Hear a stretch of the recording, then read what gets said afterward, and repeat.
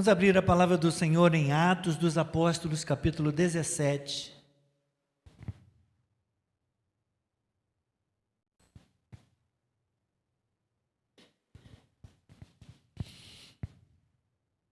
Texto longo, mas é a palavra de Deus. Não há texto longo, que a gente não possa ouvir, ao qual a gente não possa se dedicar em reverência, em adoração, porque é a palavra de Deus.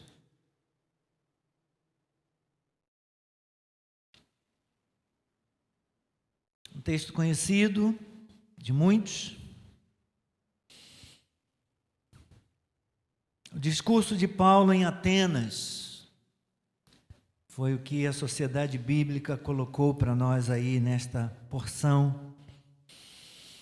A partir do versículo 16, e nós iremos até o versículo 34. Então, Atos 17, do versículo 16 ao 34.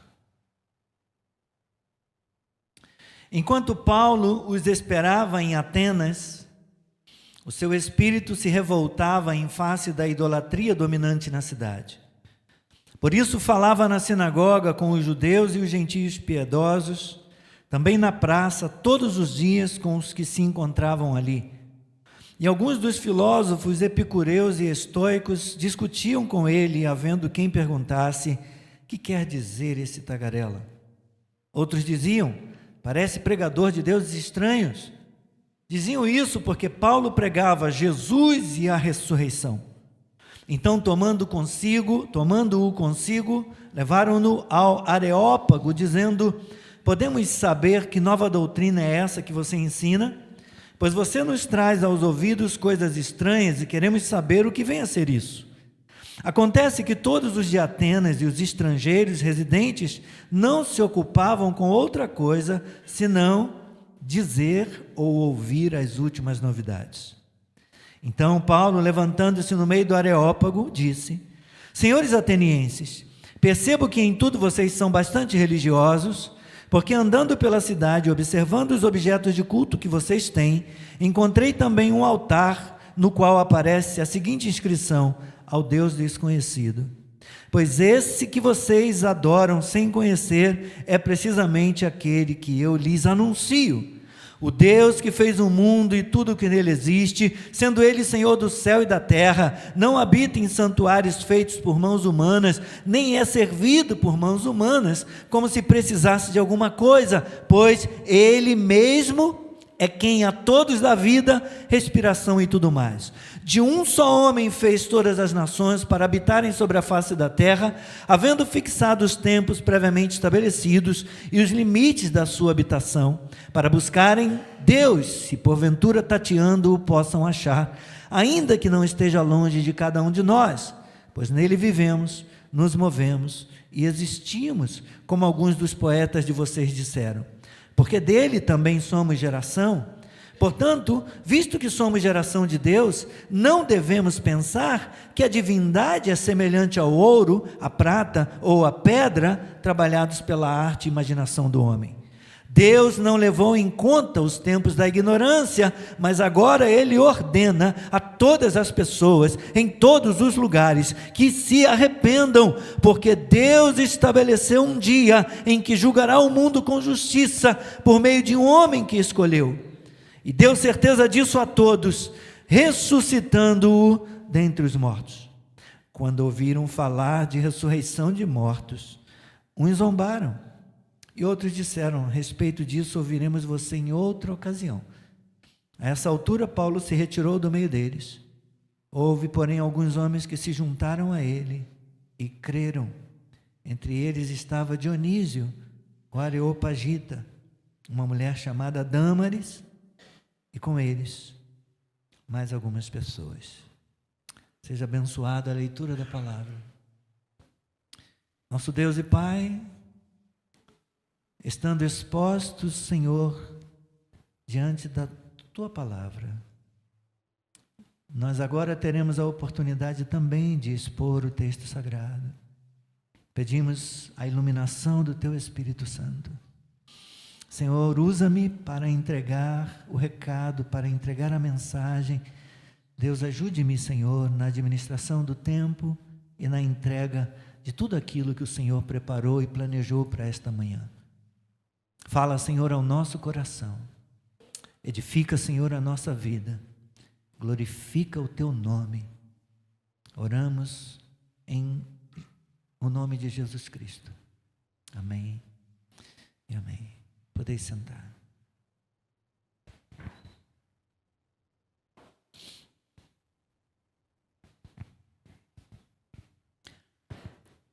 O dia 6 de junho de 1944 foi intitulado como o Dia D. Foi o dia em que aconteceu a maior operação anfíbia da história, marcando o início da libertação da Europa Ocidental do nazismo na Segunda Guerra Mundial. O nome de código da missão foi Operação Overlord. E consistiu na entrada de soldados aliados que desembarcaram na Normandia, na França, virando o jogo da guerra, dando vitória aos aliados contra os nazistas, contra Hitler. O termo Operação Overlord, ou Dia D, surgiu porque a data da invasão era incerta por causa das condições meteorológicas. Não tinha como prever quando que as condições seriam ideais, seriam perfeitas para a operação. Então, os comandantes da operação puderam planejá-la sem fixar um dia no calendário. Eles apenas denominaram que o dia que acontecesse seria o dia D. Que se consumou no dia 6 de junho de 1944. No cristianismo, existe a expectativa de um dia D, de um dia do juízo final. O momento final da história em que Jesus Cristo julgará toda a humanidade, vivos e mortos, separando os salvos dos condenados, segundo a tradição bíblica. Considerado o ápice da justiça divina. Meus irmãos e irmãs, esse dia não tem data marcada, pois a sua vinda é desconhecida e será repentina, mas esse dia virá. Esse dia do juízo de Deus acontecerá. O texto da mensagem de hoje nos fala de um dia de juízo. A conclusão da pregação de Paulo é a respeito do juízo de Deus. Um dia em que Deus há de julgar as pessoas que Ele criou, mas que, no entanto, se rebelaram contra Ele. Nós lemos no versículo 31 do capítulo 17, porque Deus estabeleceu um dia em que julgará o mundo com justiça, por meio de um homem que escolheu, e deu certeza disso a todos, ressuscitando-o dentre os mortos. Irmãos, a Bíblia confirma essa afirmação de Paulo, na pregação de Paulo, no contexto de Atos, no capítulo 10, versículos 42 e 43, onde nós temos o registro das palavras de outro apóstolo, o apóstolo Pedro, no final da sua pregação na casa de Cornélio. O texto diz assim, versículos 42 e 43 de Atos 10. Jesus nos mandou pregar ao povo e testemunhar que Ele foi constituído por Deus como juiz de vivos e de mortos. Dele, todos os profetas dão testemunho de que, por meio do seu nome, todo o que nele crê recebe remissão de pecados. Mas outros autores bíblicos reforçam este ensino de que caminhamos para um dia de juízo final. Haverá um dia de prestação de contas, de acerto de contas, um dia de um juízo final.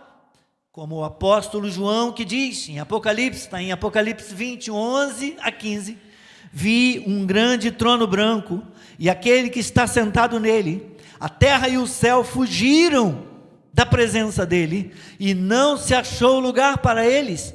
Vi também os mortos, os grandes e os pequenos que estavam em pé diante do trono. Então foram abertos livros, ainda outro livro, o livro da vida foi aberto, e os mortos foram julgados segundo as suas obras, conforme o que estava escrito nos livros. O mar entregou os mortos que nele estavam, a morte e o inferno entregaram os mortos que neles havia, e foram julgados um por um, segundo as suas obras. Então, a morte e o inferno foram lançados no lago de fogo.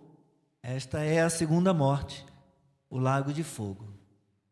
E se alguém não foi achado inscrito no livro da vida, esse foi lançado no lago de fogo. Vamos então, meus irmãos, ao texto da mensagem. E vamos ouvir o que Deus quer nos falar nesse texto de Atos 17, versículos 16 a 34. Na primeira parte deste texto, que vai do versículo 16 ao 21, nós encontramos o apóstolo Paulo sendo acusado publicamente em Atenas. Atenas foi o maior centro de cultura da educação da antiguidade. O escritor F.F. Bruce, ele diz que a escultura, a literatura e a oratória de Atenas nos séculos V e IV a.C. jamais foram ultrapassadas. Também na filosofia, Atenas ocupava um lugar de liderança, sendo a terra natal de Sócrates e de Platão, e o lar adotivo de Aristóteles, Epicuro e Zeno. Assim como Roma, Atenas ainda é uma das grandes capitais do mundo. A pregação de Paulo em Atenas foi estratégica. Deus o usou de maneira magistral para falar tanto a judeus quanto a gentios. Deus o preparou para aquilo. Não havia ninguém tão preparado quanto o apóstolo Paulo para a missão que Deus lhe deu. Enquanto esperava Silas e Timóteo, que ficaram de se juntar a ele em Atenas, Paulo caminhou pelas ruas da cidade, e ele começou a se sentir particularmente indignado, revoltado com a idolatria que dominava as pessoas na cidade. Paulo ficou tão atordoado, tão incomodado, a ponto de mudar o seu costume de pregar primeiro na sinagoga. Nós temos referência disso em Atos, capítulo 9, capítulo 13, capítulo 14. Ele primeiro ia na sinagoga e ele ficava lá um tempo pregando para ele. Só depois que ele terminava, esgotava o tempo que ele considerava como suficiente, ele então ia para outros ambientes, ao encontro dos gentios. Mas ele mudou o seu costume de pregar primeiro na sinagoga, para depois ir aos gentios. Então, ele passou a dissertar simultaneamente, todos os dias, na sinagoga e na praça, falando assim todos os dias com judeus e religiosos que aceitavam o Deus verdadeiro, tanto na sinagoga como também na ágora, na praça, com aqueles que estivessem presentes ali. E assim foi, meus irmãos, que Paulo se viu discutindo com filósofos epicureus e estoicos, como o texto diz para nós. aqui do versículo 16 até o versículo 21. Veja o que diz no versículo 18. Alguns dos filósofos epicureus e estoicos discutiam com Paulo, havendo quem o considerasse um falador, um paurador, um tagarela. Outros diziam, parece pregador de deuses estranhos. Então Paulo entrou num debate. Paulo passou a discutir com esses filósofos epicureus e estoicos. Essas duas linhas filosóficas gregas, meus irmãos, eram as mais populares na época. O epicurismo enfatizava a busca hedonista, a busca de uma vida centrada no prazer. O prazer era a coisa mais importante. O que importa é que você seja feliz. O que importa é que você tenha prazer. Não apenas o prazer sexual, mas também no sentido sexual. Esse era o ensino do epicurismo. O estoicismo enfatizava a ordem racional da natureza e insistia que as pessoas podiam alcançar a satisfação ao aceitar o curso dos acontecimentos, inclusive a dor e o sofrimento. A crença dos estoicos era panteísta, racionalista e fatalista. Isso é uma fatalidade, você tem que aceitar e ponto. Isso não vai mudar. Isso não pode ser mudado. Essas duas correntes filosóficas, meus irmãos, em suma, em essência, elas negavam, na verdade, a essência da verdadeira religião, com a sua dependência de Deus. Esses epicureus e estoicos, portanto, eles discutiam com Paulo. E os debates na praça resultaram mais em desentendimento do que em esclarecimentos. Na melhor das hipóteses, Paulo foi considerado somente um compilador de fragmentos. Era como se ele dissesse, ele pegou um pouquinho de cada coisa aí e veio para cá, sabendo que a gente gosta de novidade, ele veio para cá para trazer umas novidadezinhas, uns fragmentos para a gente. Na pior das hipóteses, Paulo foi acusado de um crime grave, versículos 18 e 20. Ele foi acusado de ser um pregador de estranhos deuses. Ele é pregador de deuses estranhos. Na verdade, meus irmãos, os atenienses não entenderam a mensagem de Paulo. Eles achavam que Jesus e a ressurreição eram duas divindades, eram dois deuses diferentes. Talvez interpretando esses termos como cura, Jesus se referindo à cura e ressurreição se referindo à restauração. Então eles tomaram Paulo consigo e o levaram ao Areópago, como diz o versículo 19. Literalmente, meus irmãos, eles obrigaram Paulo a segui-los para esse lugar, o Areópago, que é o nome de um lugar, significa colina de Marte.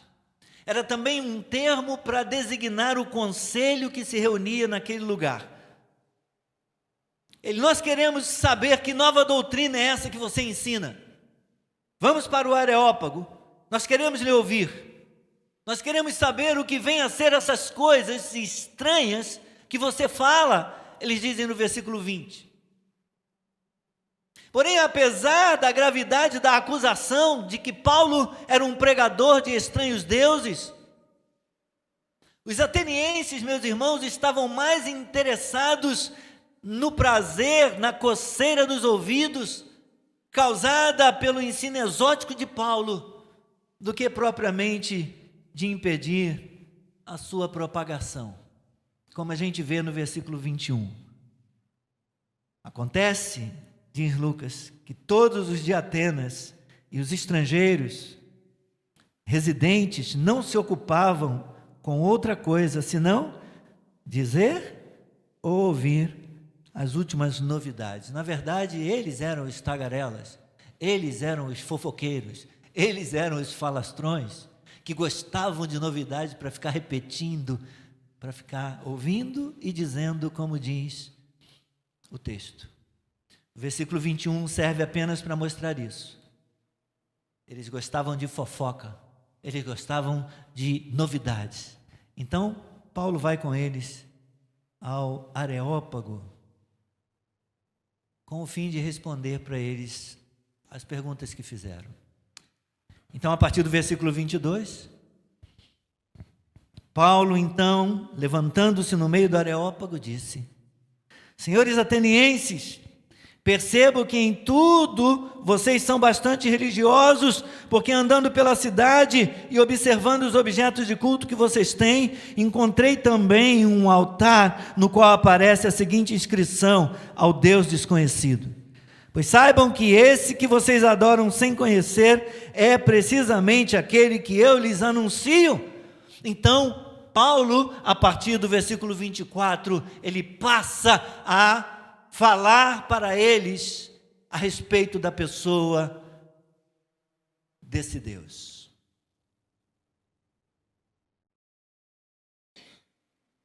E o que ele diz a respeito desse Deus? Que eles declararam na inscrição lá do seu altar não conhecer, ignorar.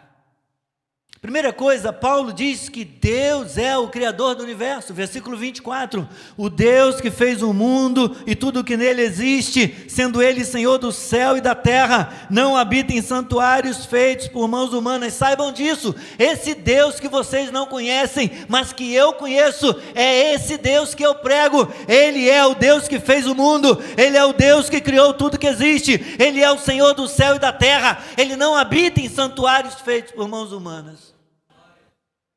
Irmãos e irmãs, essa visão de mundo é muito diferente e confrontava radicalmente a ênfase dos epicureus numa combinação aleatória de átomos e a ênfase do virtual panteísmo dos estoicos também.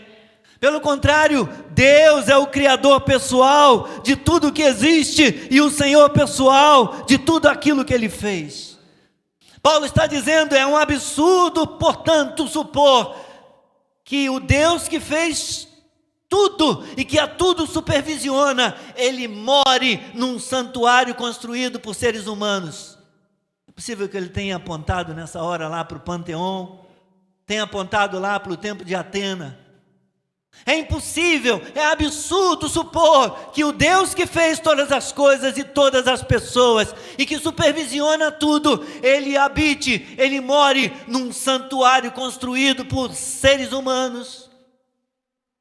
Qualquer tentativa de limitar ou localizar o Deus Criador, de aprisioná-lo dentro de edifícios construídos por homens, é ridícula. É o que Paulo está pregando para eles. Em outras palavras. Mas ele fala algo mais a respeito desse Deus. A segunda coisa que Paulo fala sobre Deus é que Deus é o mantenedor da vida. Versículo 25, ele diz: nem é servido esse Deus, não habita em santuários feitos por mãos humanas, nem é servido por mãos humanas como se precisasse de alguma coisa, pois Ele mesmo é quem a todos dá vida, respiração e tudo mais. Aleluia! Deus criou todas as coisas, meus irmãos, e Deus sustenta todas as coisas criadas pela sua palavra poderosa. Deus continua sustentando a vida que Ele criou e que deu às suas criaturas humanas. É absurdo, portanto, supor que aquele que sustém a vida precise ser sustentado, que aquele que supre as nossas necessidades precise ser suprido por nós. Se você se recordar do salmo que nós lemos, o Salmo 50, no versículo 12, O Senhor diz: se eu tivesse fome, eu não teria necessidade de dizer isso para você, pois meu é o mundo e a sua plenitude. Por acaso como eu carne de touros? Por acaso bebo sangue de cabritos? Não é sobre touros, sobre carne, não é sobre sangue de animais, mas sobre temer a Deus e crer nesse Deus. Qualquer tentativa de subjugar ou domesticar a Deus, de reduzi-lo ao nível de um animal doméstico que depende de darmos comida para eles e casinha para eles, qualquer tentação de reduzir Deus a isso, é novamente uma ridícula inversão de papéis. Nós dependemos de Deus, meus irmãos. Amém? Deus não depende de nós. Amém? Mas Paulo ainda diz mais algo. Paulo declara para eles também que Deus é o governador de todas as nações. Versículo 26. Ele diz que esse Deus, de um só homem, esse Deus criador, que não habita em santuários feitos por mãos humanas, que não depende de coisas dos seres humanos, esse Deus, de um só homem, fez todas as nações para habitarem sobre a face da terra, havendo fixado os tempos previamente estabelecidos e os limites de sua habitação, para buscarem a Deus, se porventura tateando o possam achar, ainda que não esteja longe de cada um de nós, pois nele vivemos, nos movemos e existimos, como alguns dos poetas de vocês disseram.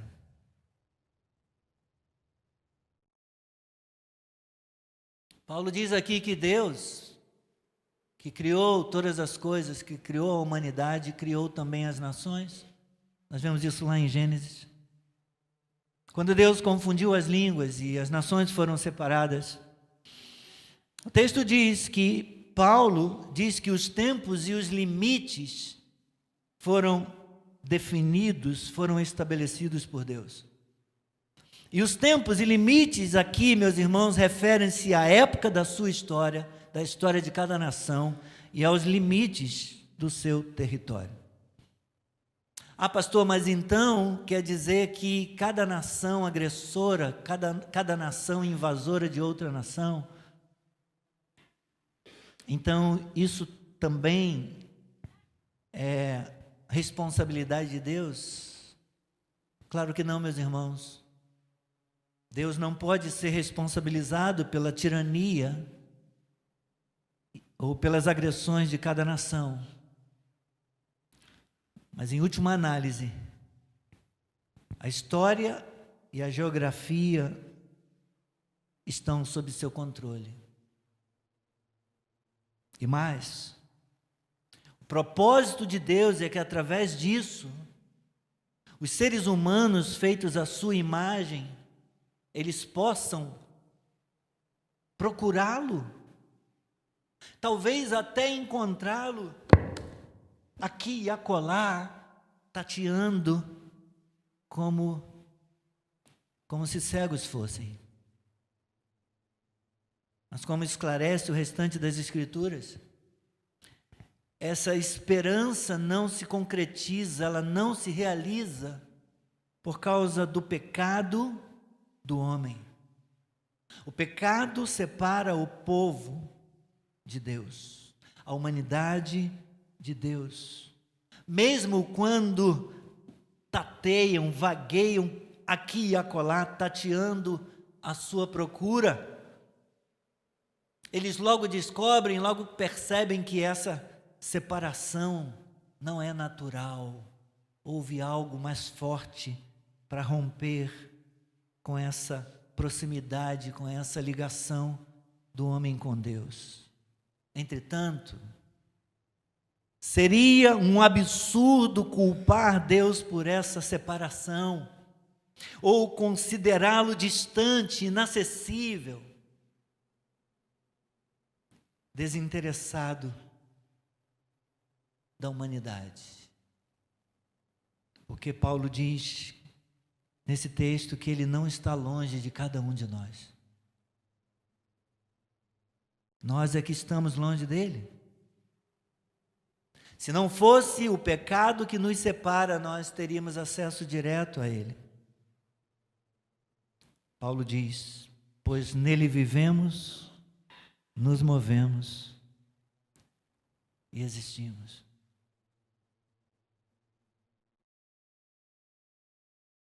Apesar disso, o pecado nos separa dele. Exatamente o pecado que separa vocês, disse Paulo para os atenienses. Uma quarta coisa que Paulo fala a respeito de Deus,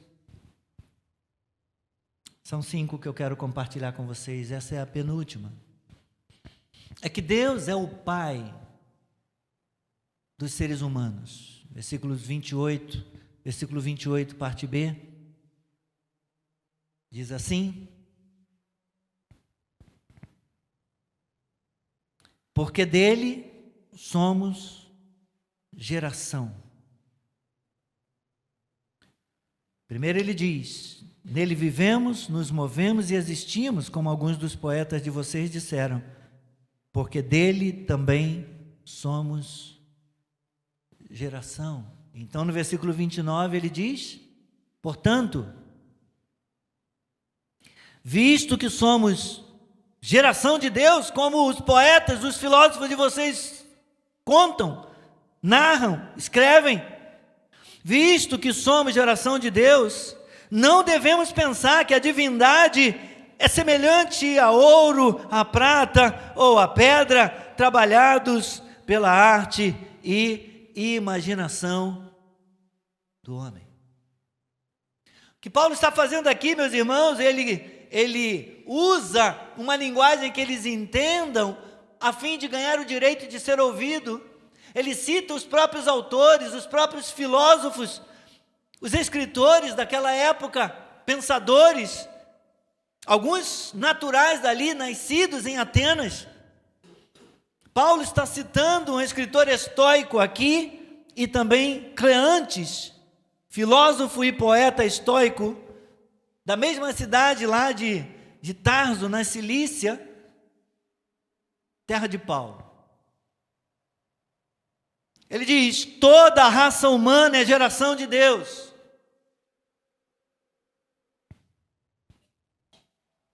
E eu quero explicar isso aqui, eu quero abrir um parêntese rapidamente para explicar isso.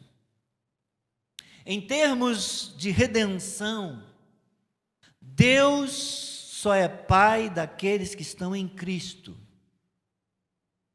E nós somos seus filhos apenas por adoção pela graça. João, capítulo 1 e versículo 12. Mas a todos quantos o receberam, o texto diz, veio para o que era seu, mas os seus não o receberam. Mas a todos quanto o receberam, deu-lhes o poder de serem feitos o quê? Filhos de Deus, a saber, e aí João explica, o quê? Os que creem no seu nome.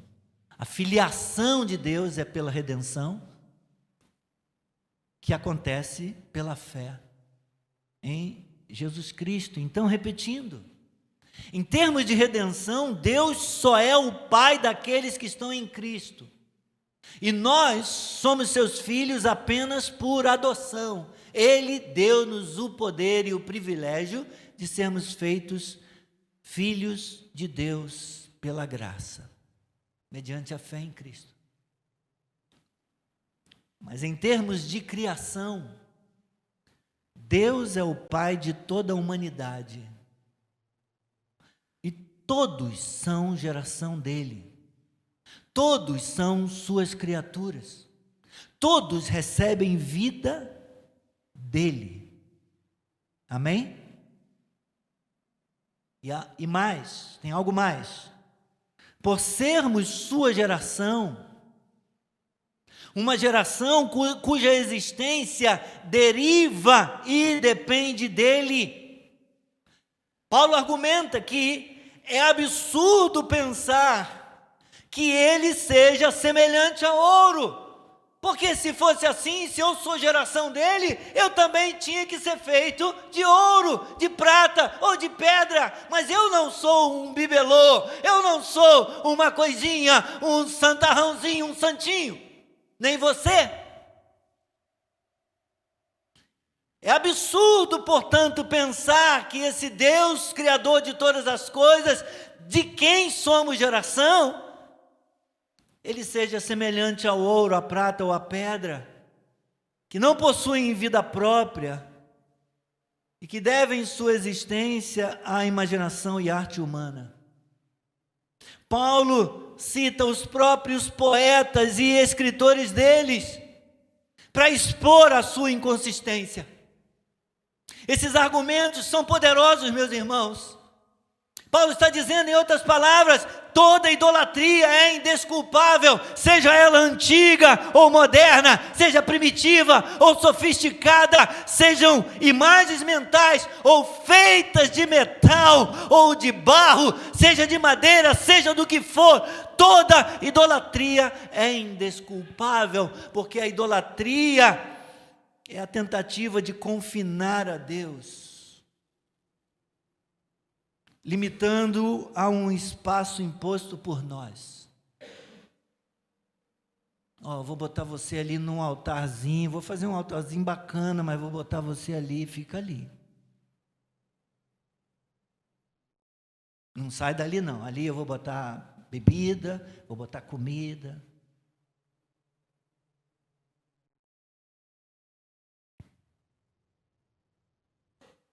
Em suma, meus irmãos, toda idolatria é uma tentativa de minimizar o abismo existente entre o Criador e suas criaturas, para colocá-lo debaixo do nosso controle. A idolatria tenta inverter as posições entre Deus e nós, de modo que, em vez de reconhecermos humildemente que Deus nos criou e nos governa, nós temos a pachorra, nós temos a ousadia de imaginar que nós podemos criar um Deus à nossa própria imagem, um Deus segundo o nosso próprio gosto.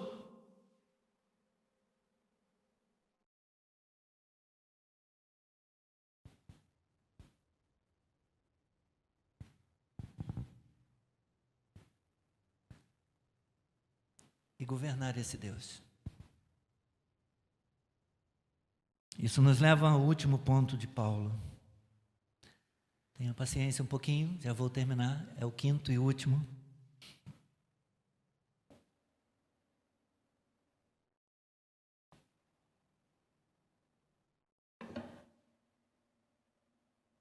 E nesse quinto e último ponto de Paulo, nesse texto, ele afirma que Deus é o juiz.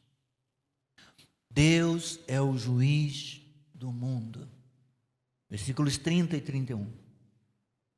Deus não levou em conta os tempos da ignorância, mas agora Ele ordena a todas as pessoas. A quem? A todas as pessoas. Onde? Em todos os lugares. O que é que Ele ordena? Que se arrependam.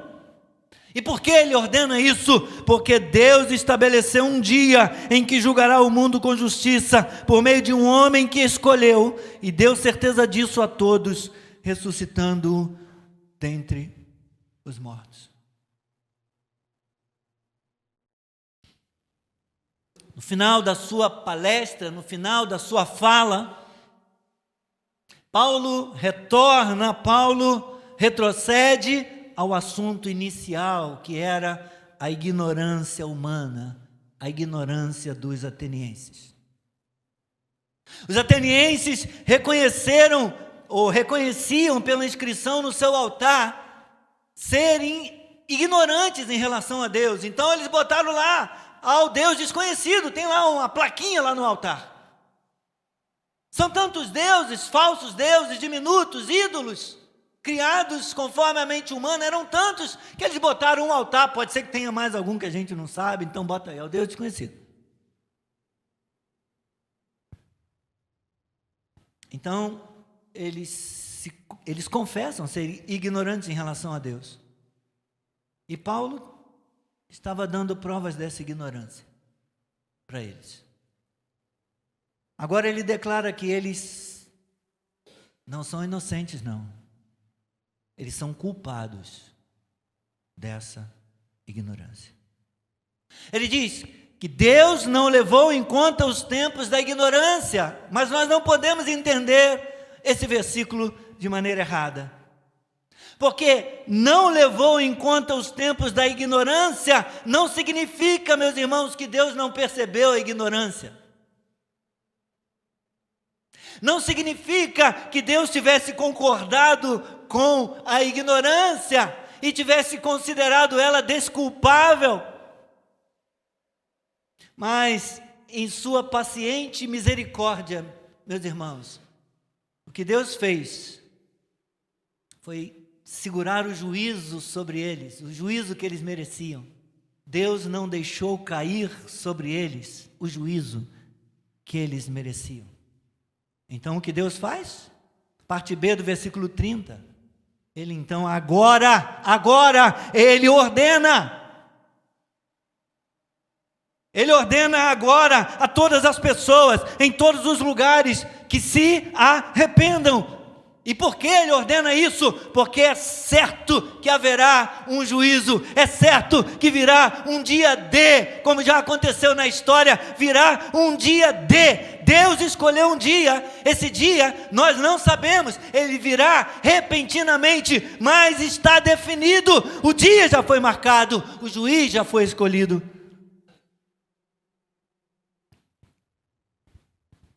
Apesar do dia não ter sido determinado, sabemos apenas que ele vai existir e sabemos quem será o juiz, como nós lemos mencionando Atos 10:42.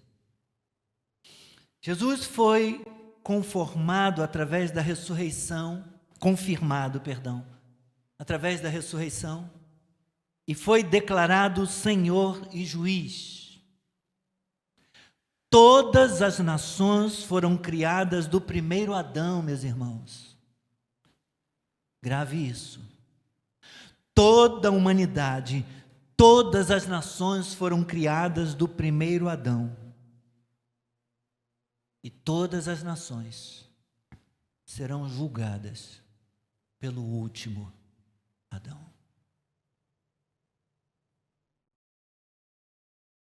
O primeiro falhou. O último não falhou e não falhará. Ele virá. E ele virá para julgar. Ele virá para julgar. Então, resumindo, meus irmãos,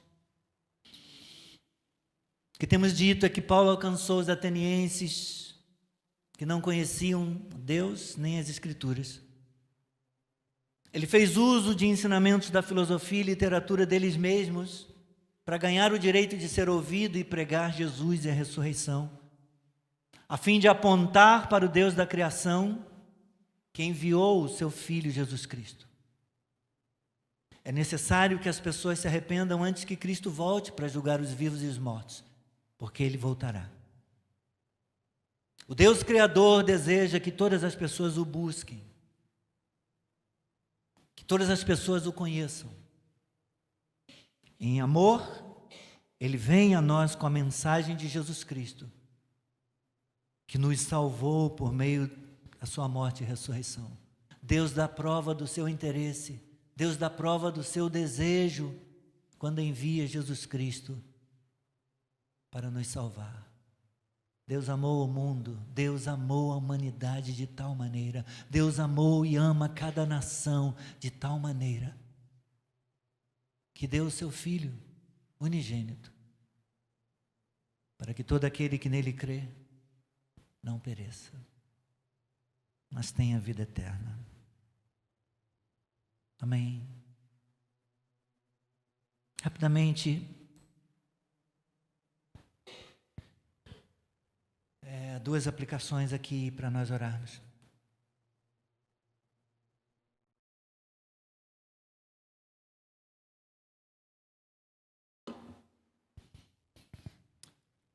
Vimos nesse texto a sensibilidade espiritual de Paulo diante da idolatria. E nós devemos ter uma sensibilidade espiritual diante da idolatria moderna. Paulo se sentiu incomodado diante da ignorância e da idolatria das pessoas lá em Atenas. Nós temos nos acostumado, nós temos buscado ser politicamente corretos e mostramos insensibilidade para com a idolatria das pessoas do nosso tempo. Tem alguma coisa que nos causa indignação nesse mundo? Nesse tempo? Alguma coisa nos provoca, alguma coisa nos dá um asco, uma coisa assim. Tem alguma coisa que te incomoda? O que provoca indignação santa em nós? Temos sensibilidade para perceber os ídolos modernos? São muitos. O ídolo chamado consumo, o ídolo chamado prazer, o ídolo chamado fama, o ídolo chamado autonomia absoluta, o ídolo chamado religião sem Deus. Isso nos indigna, isso nos causa um incômodo, uma indignação. Ou será que nós estamos anestesiados, convivendo com eles como se fossem normais?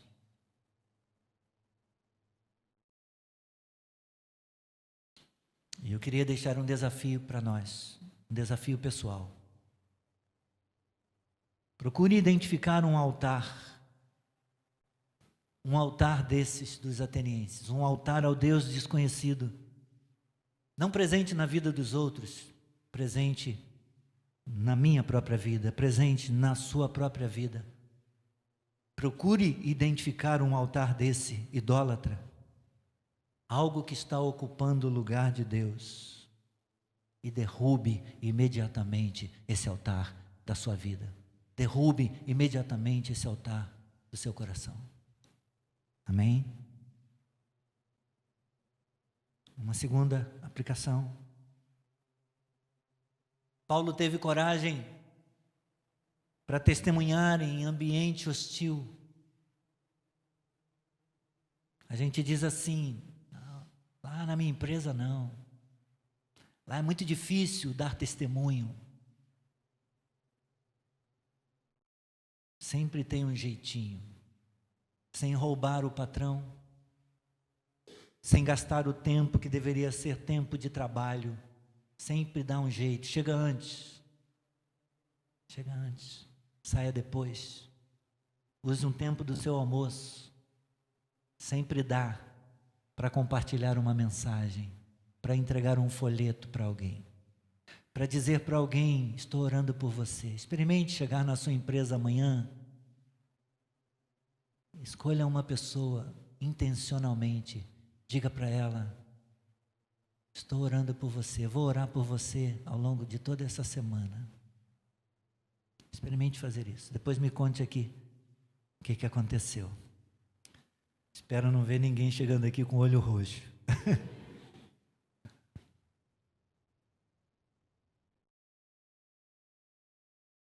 Paulo foi chamado de tagarela, acusado de pregar deuses estranhos, foi levado para o Areópago, e na pior das hipóteses, teria sido acusado de um crime grave: pregar deuses estranhos. Muitos cristãos hoje se calam por medo de rejeição, uma palavra que está sendo muito usada hoje nas redes sociais. Muitas pessoas hoje se calam por medo de cancelamento, não querem ser canceladas, porque as redes sociais viraram lugar para cancelamento. E muitos cristãos se calam por medo de ridicularização. não querem ser ridicularizados.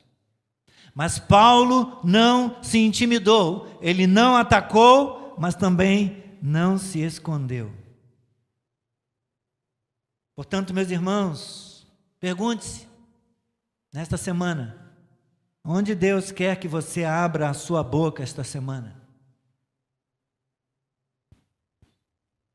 Onde Deus quer falar através da sua vida nesta semana? E um segundo desafio pessoal: compartilhe Cristo com uma pessoa específica. Escolha intencionalmente alguém que você sabe que não é cristão, que não é de igreja.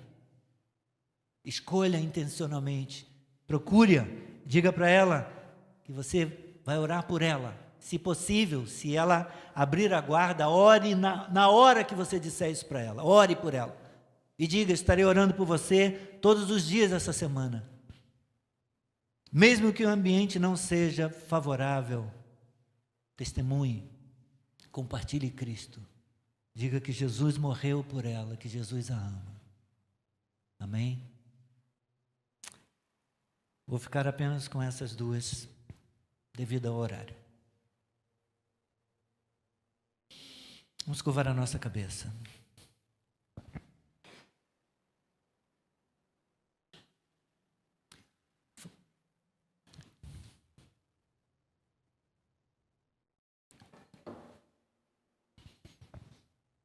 Obrigado, Senhor, por esse tempo.